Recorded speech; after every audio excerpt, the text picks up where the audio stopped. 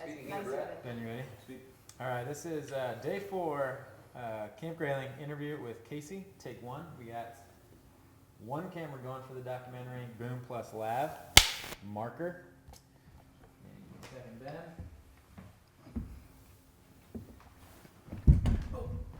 Ben, before you go too far, I think we need to set that free.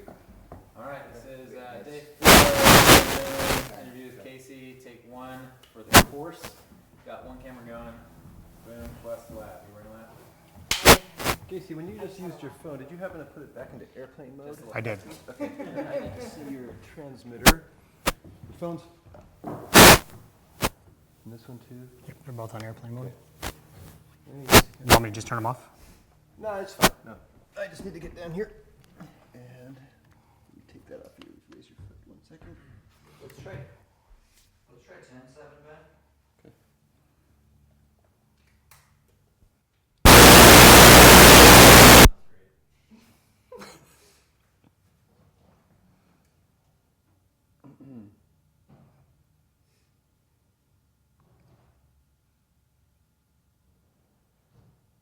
Okay, channel sound square. Yeah, you got the camera shot, right? This camera in shot. Yeah. Good. Okay. So this is just a single. So the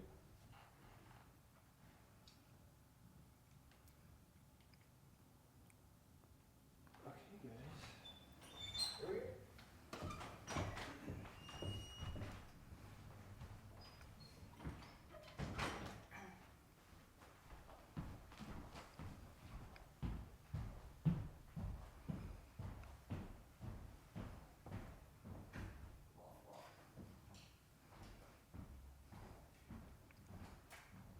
Wait for me to be quiet. Yeah, walking is really bad here too. Well, go ahead and start the report. Do you want to do this in real time, or are you going to use a section of this? I'll be quiet. You're by the way, right here in the shot. Let's just do real time and straight into the interview. All right, so we'll just go. Are we ready? We are ready. Perfect. Casey, I'll ask one favor. Just try not to sway back and forth. Okay. That would be great. Okay. Phone. Do you want to preface anything, Ashley, like answering? Yeah, I will. Okay. So the beginning of this interview is rapport building with the interview subject. Casey, thank you so much for talking with us. Absolutely. I'm really excited to learn more about your story. I just want to go over a couple of the logistics about the interview first, if Okay. that's okay. I know there's a lot of equipment around the room, but try your best to ignore that. We're just having a conversation, the two of us. As I ask each question, try your best to work my question into your response. That's so that I can give proper context to what you Okay. say. So if I say, what are some of the biggest difficulties in transitioning to a civilian career, you would just start your response. Some of the biggest difficulties in transitioning are, and that'll help us out in the Got interview it. process. Anytime you need to stop and think about something, it's absolutely fine. Just say, can I have a few seconds to think about that? Not a problem. If you need to say something again, so if you want to rephrase anything you say, that's also totally fine. Just say, can I take that again? Okay. Do you have any questions at all before we get started? No. All right, great. So we'll start kind of more informationally, giving a little bit of background about yourself, and then we'll kind of go from there. Okay. All right, so let's start off there. Can you just give us some general background first of your military career? I joined the military back in 2001, right after the Olympic trials for Taekwondo. I wanted to be a part of something bigger than myself, so I enlisted into the Army back in 2001, enlisted as an infantryman, and like I said, just wanted to be something bigger than myself, wanted to be a part of a bigger team, was tired of being a part of an individual sport, wanted to be something much larger. I served 15 years, multiple locations all over the world, 2 deployments to Afghanistan. In my last deployment to Afghanistan, I was injured and had some severe complications after those injuries. Was those complications ended up making me not be able to walk for almost 6 months. And then once I was able to start walking again, I had to start my transition out. The Army had decided that it was best for me to medically retire out of the Army. So I medically retired in October 2014. And then in your, in everything that you've done over your military career, can you give us the skills and attributes that you gained, and also just of veterans in general? So what do veterans bring to the table in terms of who they are and what they can do, and just in terms of a professional work environment, what do they have to offer? Absolutely. Veterans, through the military, they get those hard skills that they get through their actual military training. But it's the soft skills that are sometimes ignored. Those soft skills can be those leadership attributes. We're putting 22, 23-year-old men and women in charge of lives, in front of multi-million-dollar machines, vehicles, equipment, and we're telling them that it is their responsibility to have people's lives in their hands. It's those leadership attributes. It's working well in a team environment,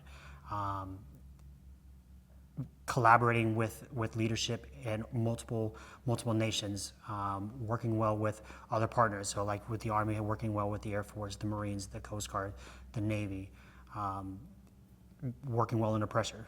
Obviously, we're putting these young men and women into stressful situations that are not typical of anybody that's 17, 18-year-old coming out of high school. We're throwing them right into stressful situations. Those key skills that will translate into, civilian employment when they get out, because those are the skills that, the civilian employers, they need, but they have a hard time training them because they don't do leadership training in the civilian world. So because those are all such amazing attributes to have, why is it often difficult for veterans to make the transition to a civilian job? It's difficult for a veteran to transition those attributes into a civilian employment because they have a hard time articulating what it is. From day one in the military, everything is about the team concept. It's all about us. It's about we. It's never about I. So when they transition into the civilian workforce and they have to switch from that team concept into I to compete for that position, it's getting them to be able to articulate what it is that they actually did. That's going to be able to benefit that organization moving forward.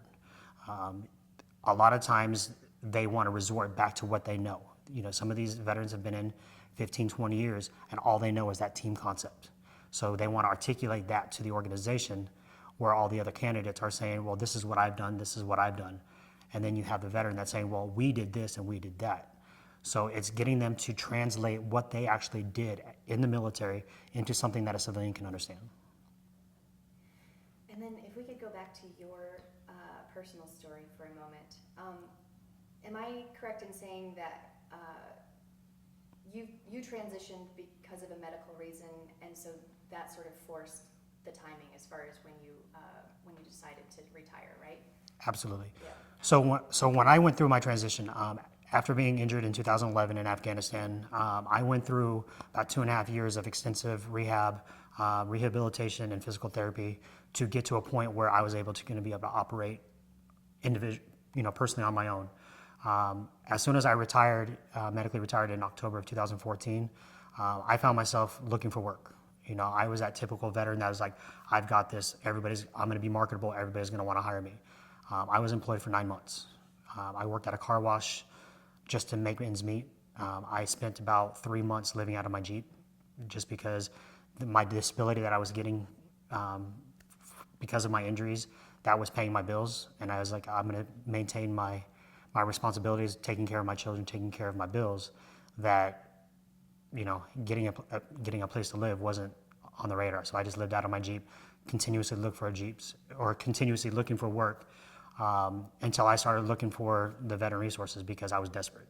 So I actually am a product of Hire Heroes USA. They're the ones that helped me transition from being an unemployed veteran, an unemployed homeless veteran, into a successful transition specialist that I am today. And I want to learn a lot more about that. But first, just because that struggle is such a large part of this film, I just want to explore that a little bit more.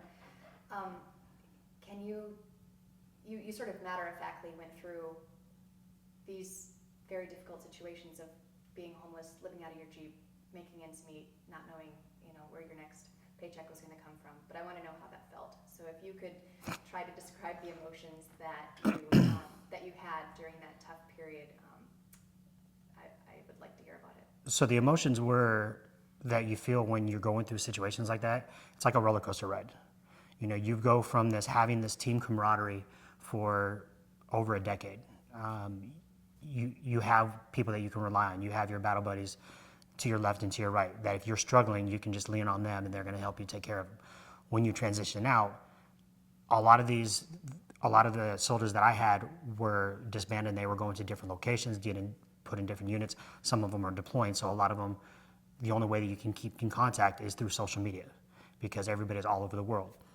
So when you retire and you go into a location, so like I moved back to Seattle, you kind of just rely on the people that you know.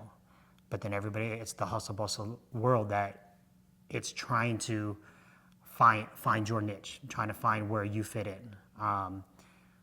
There are times where, depression kicks in. You start figuring like, okay, I'm a veteran, nobody wants to hire me. You start getting that there's a stigmatization out there that, nobody wants to hire a veteran. That I am not marketable because nobody's calling me back on my resume. I would put out 100 resumes, I wouldn't get a single interview. And then when I would get an interview, then I would be too overbearing, or I'd be too motivated or too confident. So it really hits you deep in the heart, just because you've given so much for your nation, and then all of a sudden you come home and you feel like you can't even get a civilian job. So you kind of go through the highs and lows.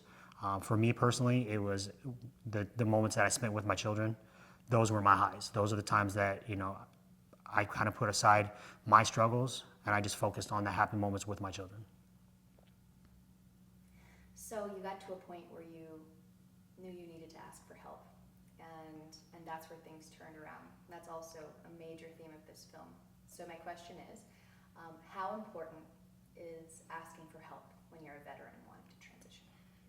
Asking for help is one of the biggest problems that, I won't say problems, but one of the biggest things that veterans have a hard time doing. Because the thing is we're taught to be self-reliant. We're taught to be able to not just take care of ourselves, but to take care of everybody else. So we want everybody to lean on us. But when we need to help ourselves, we have a hard time actually reaching out. So for me, just that one step forward that was one of the biggest steps of my life, because it's brought me to where I am today. For me, it was just, I was ordering supplements on an online site, and it says, do you want to donate a free gift to a nonprofit organization? I read up a little bit on Hire Heroes USA. I said, yeah, I'll donate my free gift to Hire Heroes USA. Read on them. I was like, well, let me see what they can do for me. I signed up for it, literally got a phone call the next day, and they moved me through the system fairly quickly. And I had an interview within 3 days. They redid my entire resume. Had an interview 3 days later, had a job 3 weeks after that, and the rest is history. Now I'm sitting here in front of you. So, did they hire you right on to work for them, or did you work somewhere else first and then eventually make your way back to working for Hire Heroes? So when I applied for services through Hire Heroes, my veteran transition specialist, she called me the next day. We went through the entire assessment phase. Obviously the rapport building, the getting to know each other. Within 2 days, she had my resume completely done, and she said that you have some of the skills that we look for in a veteran transition specialist. So she saw something just through my experience in the military that would benefit Hire Heroes USA. And she had mentioned that they were hiring a veteran transition specialist in Seattle. And I was like, well, hey, that's only 15 minutes from where I live. Sign me up. And she's like, well, let me call the manager. Got the manager to call me that same day. I did a telephone interview. She brought me in for an interview 2 days later. Sat down with the interview. I think the hardest part was after the interview not hearing anything for 3 weeks. And then actually on my birthday last year, they had sent me my offer letter and offered me the job. And then prior to that, would you say, obviously you had gone through some really tough times. Was it right before that? Did you go from your lowest point to that relatively quickly, or kind of where were you at right before you got this job? At the time when I was actually going through the process with Hire Heroes USA, I was working at a baby store, and it's kind of funny to go from shooting bullets to selling baby stuff, but I did what I had to. I kind of did feel like it was at my lowest point because I was desperate, because that was the first time that I had ever actually asked for help. I leaned on a veteran service organization that I had no recollection of what they did, who they were, what they offered, or if they were reputable. Because you hear all the horror stories about different nonprofits, but I took a chance. So I was at the lowest point of my life. For me personally, it was just a pride thing. I was too proud to ask for help. But once I did, and I saw the impact and the effect that it had on my life, I was sold 100%. So that's what you help others do now. Absolutely. All right. Well, I think you have a unique perspective that I'd like to tap into. You have told me a lot about what was hard for you, but now you get to see veterans come and ask for help. And so I'm wondering, you know, obviously asking for help is very hard. You had talked about articulating that going from the team-based, we got this together sort of mentality to I am, you know, great at this because. So give me a couple of others. What are some other difficulties that you see in the transition process from everybody that you're helping right now, have helped for the past year? You know, give me a short list of things that you see are kind of common themes. So a couple barriers that I see a lot of veterans that are dealing with on a daily basis is when they come through our systems, a lot of them, they truly don't know what they want to do. They kind of want guidance. They want guidance on telling them how they can translate what they did in the military, what that's going to translate to into the civilian world.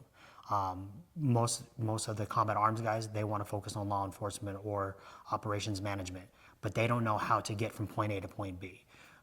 We have a certain set of verbiage and a certain set of acronyms that the military uses, that if you go into the civilian job market and you start using those acronyms, they're going to look at you with a blank stare like you're speaking in a foreign language. So one of the biggest barriers is being able to articulate what they did in the military without using that military verbiage that they've learned for so many years.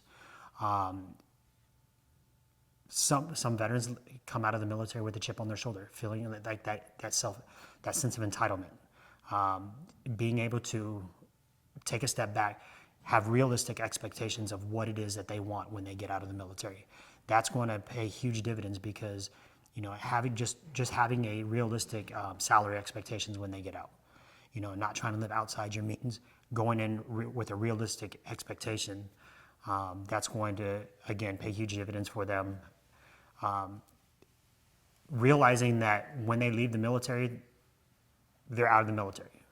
That they need to use their service organizations. They need to use their resources that are available to them. Paying attention to the details, the same thing that they learned while they were in the military, to do the same thing. So when we're trying to teach them, you know, interviewing skills or how to wear a suit or how to tie a tie, to pay attention, so that way we're giving them the tools to be able to be successful in, you know, by looking for employment, to getting that position that they want.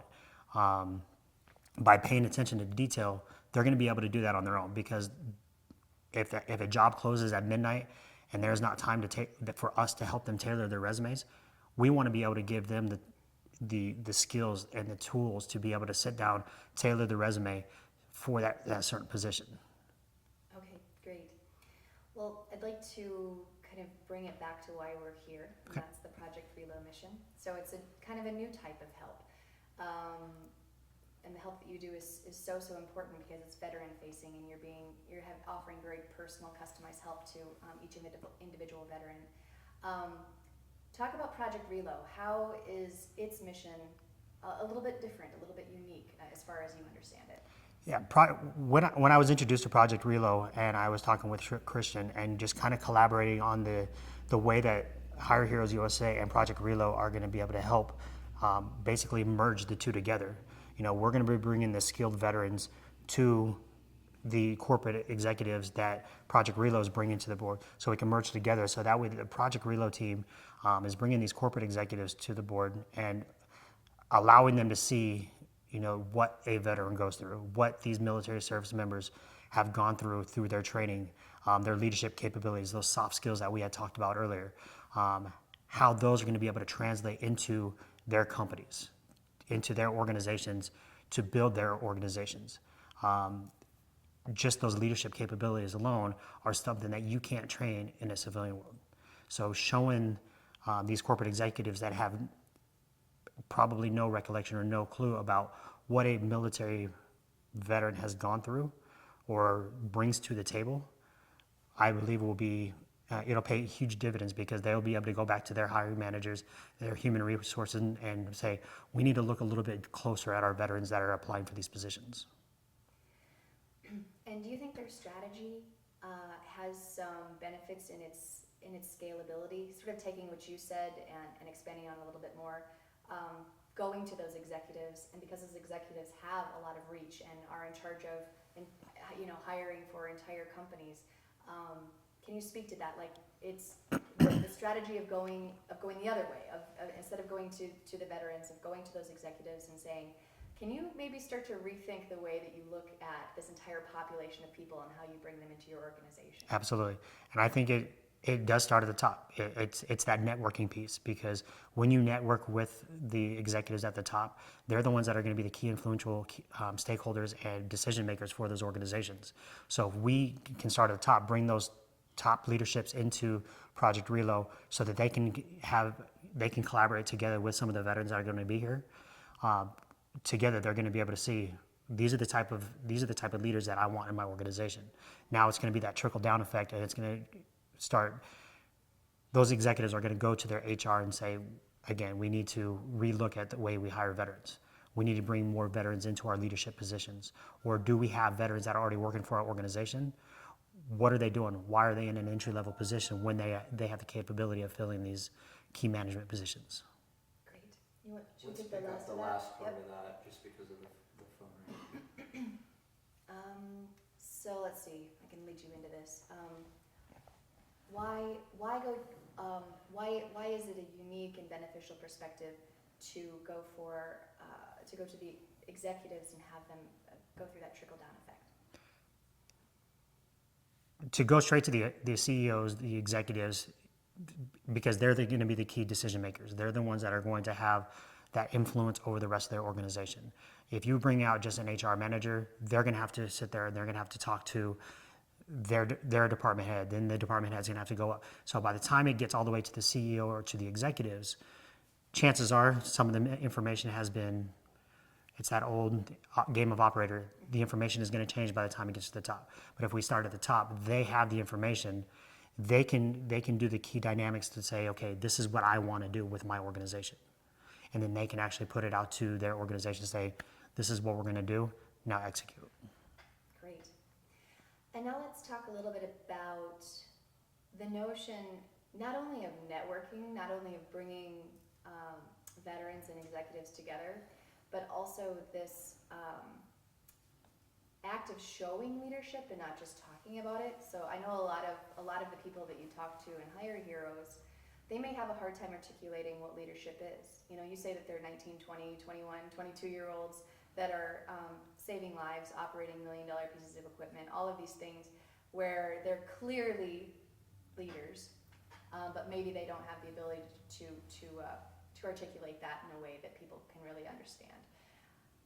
Project Reload as a mechanism to show, show don't tell, show this ability to lead. Can you talk about that? So, forgetting everything I just said, because I don't want to put words in your mouth, why is Project Reload important in terms of its mission-based structure? Project Reload is important because what it is it's going to show these executives exactly what the veterans do, what these veterans have gone through.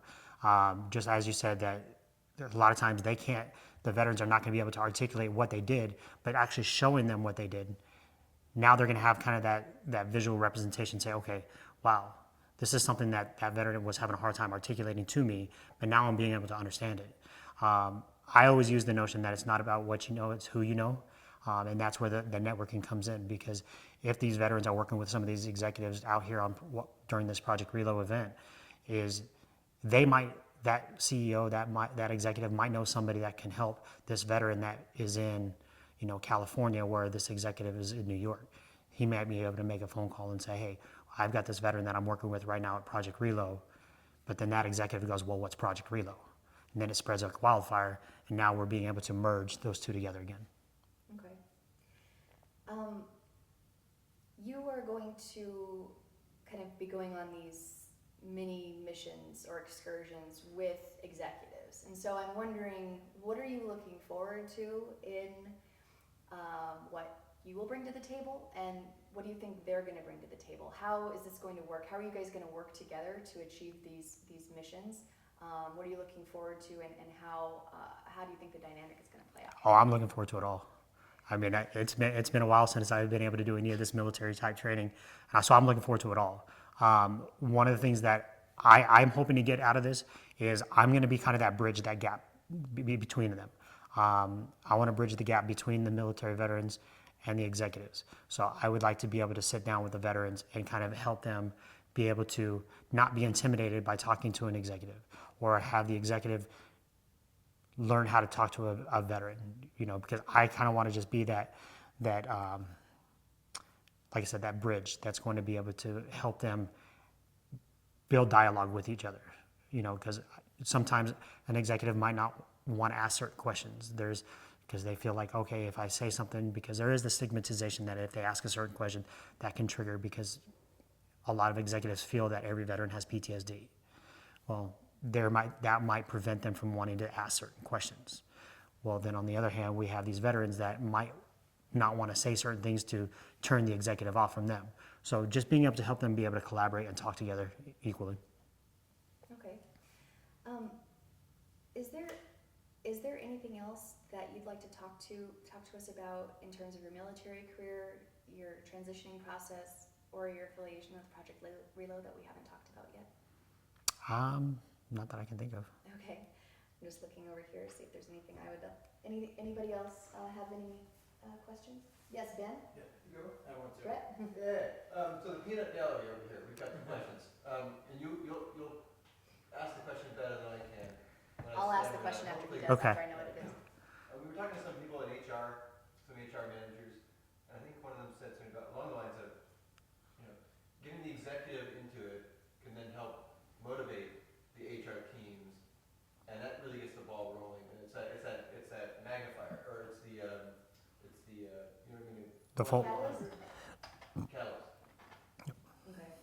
All right. So, expanding on what you said earlier, many times, in order for policies to change at companies, it's not simply the HR managers that can cause that change. It has to be coming from a higher level and to serve as a catalyst for that change. So, could you articulate that again? What directionally, kind of what is important in making change happen at a company? Just going back to what we said earlier, it's starting from the top down. Getting that CEO's influence on the HR department, on the hiring managers, because some of these HR managers and HR recruiters, they've done things a certain way their entire career. They might look at veterans, they might have their own feelings about veterans or hiring veterans that they don't realize. So having that influence from the top down, it's going to encourage them to actually look at veterans in a different light.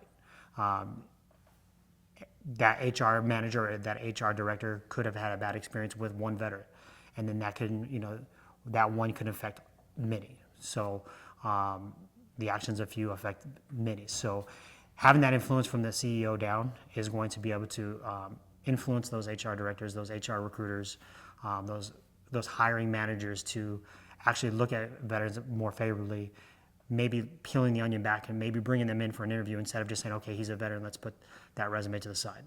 Actually bringing them in and talking to them and finding out who they are as a person rather than exactly what's articulated on their resume. Okay, great. Thank you so much. That was really great.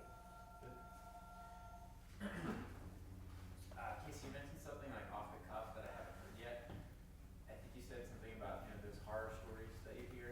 Mm-hmm. And I haven't heard any horror stories yet. I'm not familiar, not even sure this could work for the doc or the course, but it might be good to hear where that's coming from. Horror stories of Other nonprofits, I think you're referring to.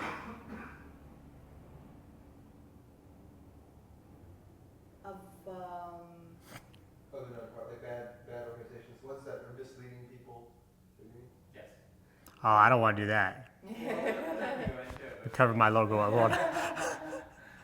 I guess I can ask the question in a more benign way.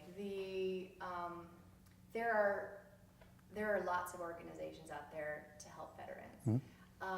What are some of the strategies that they take? You know, obviously we've heard a little bit about what Hire Heroes does, but you know, of all of the resources available to you as a veteran, what is most attractive to you? What is not helpful to you? Kind of all of the things available. What do you take and what do you leave?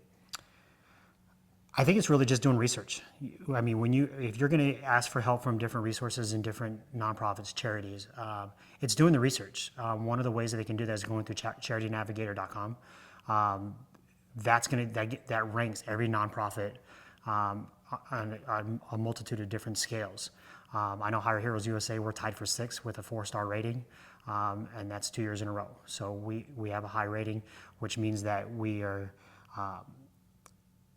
both economically and efficiently taking care of veterans with the money that has been contributed to Hire Heroes. Just this last week, we just hit 10,000 hires for the lifetime of Hire Heroes.